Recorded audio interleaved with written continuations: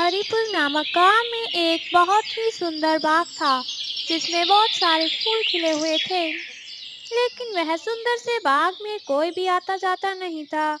गांव के लोगों का मानना था बाग के उस पार वाली गुफा में एक जिन रहता है। अक्सर लोगों ने उस जिन की आवाजें भी सुनी थी। वह जिन आते जाते लोगों को आवाजें देता था और लोग डर के मारे उस बाग के पास भी नहीं जाते थे। एक दिन गांव के दो युवक खेत में आपस में बात करते हुए, अरे भाई, कल मैं उस बाग की तरफ गया था। उस जिन की आवाज फिर से आ रही थी। उसकी आवाज बहुत डरावनी है। मैं तो बहुत मुश्किल से बच के आया हूँ कल। क्यों भाई, क्या करने गए थे वहाँ तुम्हें नहीं पता है बाग के पास वाली गुफा में वह जिन रहता है। अरे भाई, आगे से वहाँ पे मत जाना। तभी वह वहाँ से बात करते हुए अपने अपने घर चले जाते हैं। एक दिन गांव का लड़का रामू कहता है, अरे भाई, उस गुफा में कौन आवाजें देता होगा? मुझे तो इस बात में कोई राज लगता है। हो ना हो, मैं ये राज पता करके रहूंगा। अरे राजा भैया, उस गुफा में गलती से भी ना जाना। देख लेना, वापस नहीं आओगे। नहीं नहीं भाई, ये तो मैं पता करके रहूंगा। कब तक सब गांव वाले डर के जिएंगे। इसके बाद वह दोनों अपने अपने घर चले गए। अगले दिन सुबह सारे गांव में सन्नाटा था और राजा के घर के बाहर उसकी लाश पड़ी हुई थी। सभी गांव वाले वहां इकट्ठा हुए थे और उसके घर वाले रो रहे थे। रात को बस ये बोल के निकला था, आज एक राज से पर्दा उठाऊंगा। इसकी बहादुरी इसे ले डूबे थे। उसी गांव में एक धन्नू नाम का व्यक्ति रहता था। उसकी पत्नी का नाम कमल था। वह अपनी पड़ोसन से बातें करती है। कमल बहन, चलो कल हम गांव के बाग में जाएंगे। वहाँ पर बहुत सुंदर सुंदर फूल खिलते हैं। मुझे तो फूल बहुत ही पसंद हैं। अरे हाँ सीमा, वह तो बहुत अच्छा बाग है। वहाँ भी बहुत अच्छे फूल होते हैं। कहते हैं उस बाग के पास वाली गुफा में कोई जिन रहता है। वह बहुत ही भयानक है। वहाँ जाना हमारा ठीक नहीं होगा। अरे कमल, ये सब झूठी बातें हैं। मुझे नहीं लगता वहाँ ये सब कुछ है। ये तो बस लोगों को डराने की एक चाल है, मुझे लगता है। और वैसे भी गांव वालों ने उस जिन की आवाज सुनी है, देखा नहीं है। अगर वहाँ सच में कुछ होता तो क्या वह हम सबके सामने न आता? ये तो है। मुझे लगता है तुम सही बोल रही हो। चलो देखते हैं, हम कल उस बाग में जाएंगे और हो सके तो क्या पता राजा भाई की मौत का भी पता चल जाए। कल जब सारे अपने अपने काम पे चले जाएंगे तब हम बाग में जाएंगे। किसी को कुछ पता भी नहीं चलेगा। ठीक है। हाँ ठीक है, कल हम दोनों सुबह वहाँ चलेंगे। इतना कहकर वह दोनों अपने अपने घर सोने चली जाती हैं। अगली सुबह जैसे ही सभी अपने अपने काम से चले जाते हैं, तभी रीमा कमल के पास आती है और उसे बाग में जाने के लिए कहती है और दोनों बाग की तरफ जाने लगती है। रास्ते में गांव का एक आदमी उन्हें देख लेता है। वह उनसे पूछता है, अरे तुम दोनों इस बाग की तरफ कहाँ जा रही हो? तुम्हें नहीं पता यहाँ खतरा है? नहीं नहीं काका, हम उस गुफा में नहीं जाएंगे। हम तो बस बाग में जा रहे हैं। वहाँ से फूल लेके वापस आ जाएंगे। चलो ठीक है बेटा, मैं तो चलता हूँ। शाम से पहले घर लौट जाना। बाद वह दोनों गुफा की तरफ जाने लगी। उन्होंने देखा गुफा में से एक बूढ़ी औरत हाथ में फूलों की टोकरी लिए बाहर आ रही थी। वह औरत बहुत ही डरावनी थी। उसके बाल बिखरे हुए थे। कमल और रीमा उसे देखकर डर गई। अचानक से वह औरत उन दोनों के सामने आके खड़ी हो गई और उन्हें कहने लगी, अरे लड़कियों, तुम यहाँ पे क्या कर रही हो? तुम्हें नहीं पता यह जिन रहता है? वो तुम दोनों को मार देगा। चले जाओ यहाँ से। हम तो बस बाग घूमने आए थे काकी। आप यहाँ क्या कर रही हैं? लेकिन क्या सच में उस गुफा में जिन है क्या काकी? मैं तो यहीं रहती हूँ। घर है ये बाग मेरा। तुम लोग चले जाओ यहाँ से, वरना वो जिन तुम्हें मार देगा। जाओ। चले जाओ। इतना कहकर वह औरत चली जाती है और तब रीमा कहती है, कमल बहन, मुझे बहुत डर लग रहा है, मैं नहीं जाऊंगी इससे आगे। लगता है वो दिन सच में है। ठीक है, तुम मत जाओ, मैं जाऊंगी।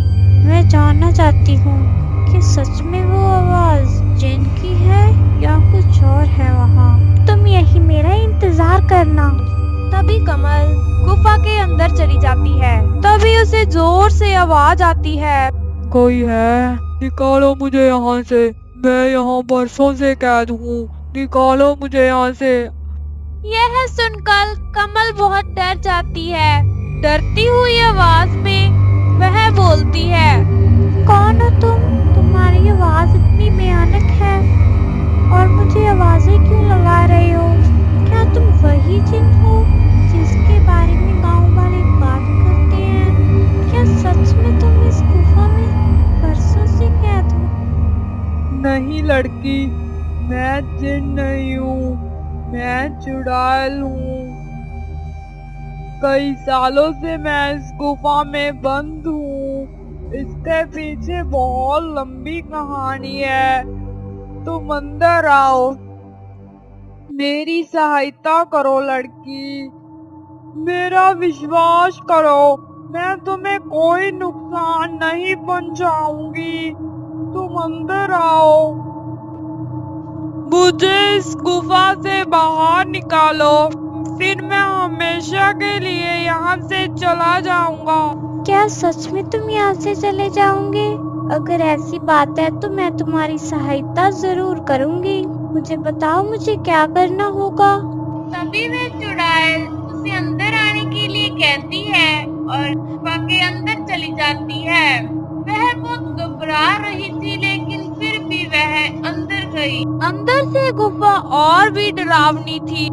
आओ लड़की, तुम्हारा इस गुफा में स्वागत है।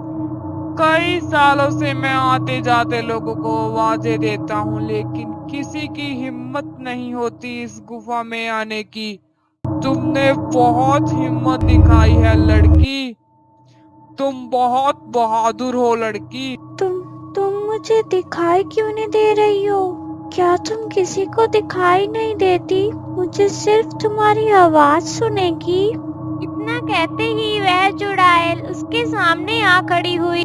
कमल उसे देखकर बहुत डर गई, लेकिन जब चुड़ैल ने उसे कहा मैं तुम्हें कोई नुकसान नहीं पहुंचाऊंगी, तब वह उससे पूछने लगी, कौन हो तुम और तुम यहाँ पर कैसे कैद हुई? मुझे सारी कहानी बताओ। मेरा नाम जिनी है। बहुत पहले की बात है, मैं यहाँ पर आई थी। इस गुफा में एक पंडित बाबा थे। वह अपनी भजन बंदगी में लीन थे, लेकिन मेरी गलती की वजह से उनका ध्यान टूट गया। उन्होंने क्रोधित होकर मुझे श्राप दे दिया और मैंने उनसे माफी मांगी। उन्होंने श्राप को तोड़ने के लिए एक उपाय दिया। उन्होंने कहा सामने वाले बाग में से एक चमकदार फूल लेना है और उसे खाना है, जिसके बाद यह श्राप टूटेगा। लेकिन जैसे ही मैं यहाँ वह चमकदार फूल लेने आई, उस बूढ़ी औरत ने आके मुझे धक्का दे दिया और मेरी मौत हो गई। उसके बाद मैं यहीं पे कैद हो गई। उसके बाद मेरी मुक्ति नहीं हुई। जब तक वह फूल का रस मैं ना पीऊंगी, तब तक मेरी मुक्ति नहीं होगी। क्या तुम्हारे इस गुफा से रिहा होने का कोई मार्ग नहीं है? बिल्कुल है मार्ग लड़की, लेकिन वह मार्ग इतना आसान नहीं है। तुम्हें एक बार फिर से सोच लेना चाहिए। अब से पहले आपको यहाँ से किसी ने बाहर निकालने की कोशिश नहीं की? एक लड़के ने कोशिश की थी, लेकिन वह असफल रहा। उसने मेरी मदद करने की पूरी कोशिश की, लेकिन उस बूढ़ी माई ने उसे मार डाला। हाँ, वो लड़का हमारे गांव का था। उसका नाम राजा भैया था। इसका मतलब राजा भैया को तुमने नहीं, उस औरत ने मारा है। मुझे बताओ, मुझे क्या करना होगा? तुम्हें उसके घर जाना होगा। उसके घर में एक टोकरी में चमकदार फूल होगा। उसे मेरे पास लेके आना है।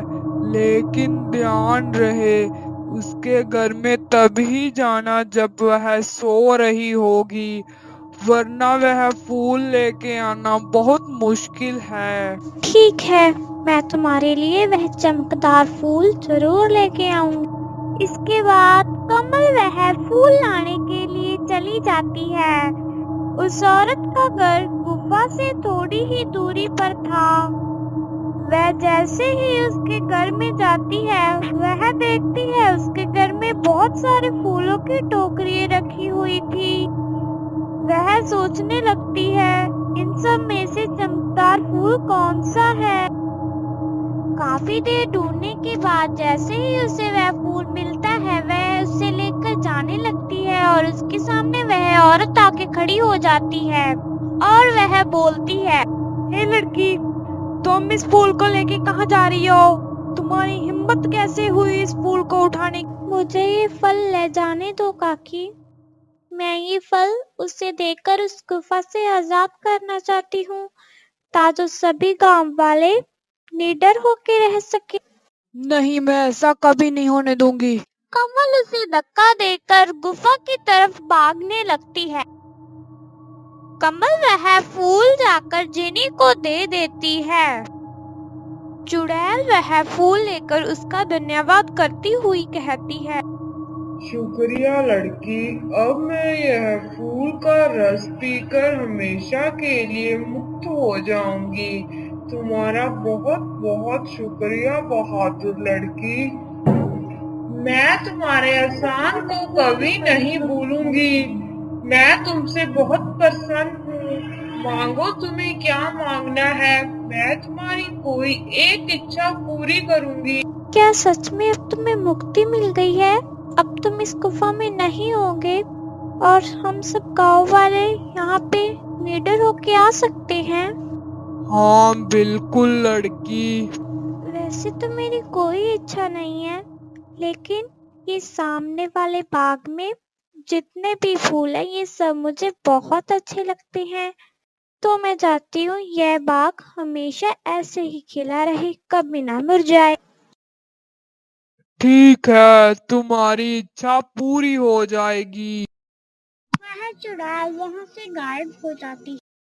जैसे ही कमल गुफा के बाहर जाती है, वह देखती है बाहर अंधेरा हुआ पड़ा था और सारे गांव वाले उसका इंतजार करने लगते हैं और पूछते हैं, बेटी, तुम कहाँ से आ रही हो?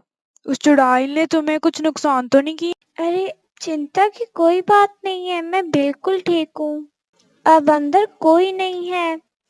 और तो और वह जिन नहीं था, वह एक चुड़ैल थी जिसको हमारे गांव की इस बूढ़ी औरत ने मारा था, इसीलिए उसकी आत्मा यहाँ थी।